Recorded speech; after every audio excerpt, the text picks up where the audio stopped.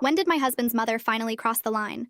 I'd been with my husband for 3 years, and his mother still came into our house unannounced every morning to cook him breakfast.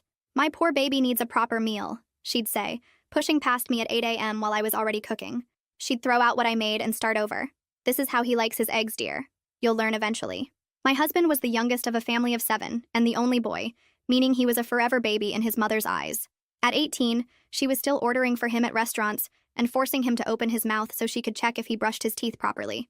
Now that we're married, she sends me videos on how to iron his shirts and repeatedly texts how I'll never be able to care for him like she can. At the family reunion a couple of months ago, she, Nancy, introduced me to every single one of the 120 family members as Christian's wife who's still learning how to take care of him.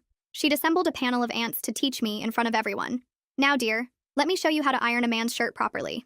She held up Christian's shirt like I was in kindergarten show and tell. See how she's creased the collar wrong? This is why I still do Christian's laundry. I don't do it wrong. I run a household and a company, but Christian just sat there letting her demonstrate proper folding technique to a crowd of 40 women. When I mentioned I had a system that worked, Nancy laughed. Oh, sweetie, watching YouTube videos isn't the same as real experience. I've been taking care of men for 40 years. During lunch, she announced to the table that she'd been secretly meal prepping for us. I found out she's been feeding my son frozen dinners. Can you imagine? That's why I drop off fresh meals every day. The meals she drops off go straight to the trash because I cook fresh every night. But Christian said nothing.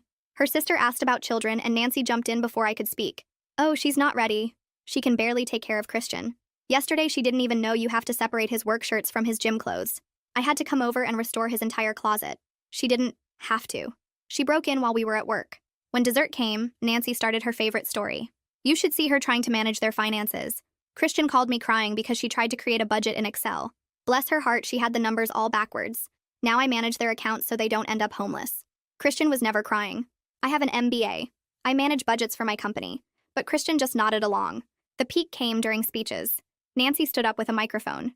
I want to toast my beautiful son and his wife. Christian, you know I worry about you every day. Living with someone who tries her best. But don't worry, baby. Mama's always here. I've been teaching her how to use the washing machine. The entire room laughed. 120 people laughing at me. Just yesterday, she continued, I found her trying to clean the bathroom with the wrong products. She was using glass cleaner on the tiles.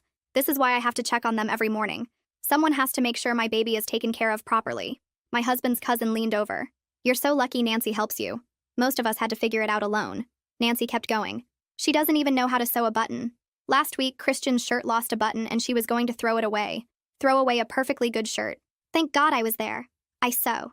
I hem my own clothes. I tailored Christian's suit for our wedding. But Christian just smiled at his mother like she was saving our marriage.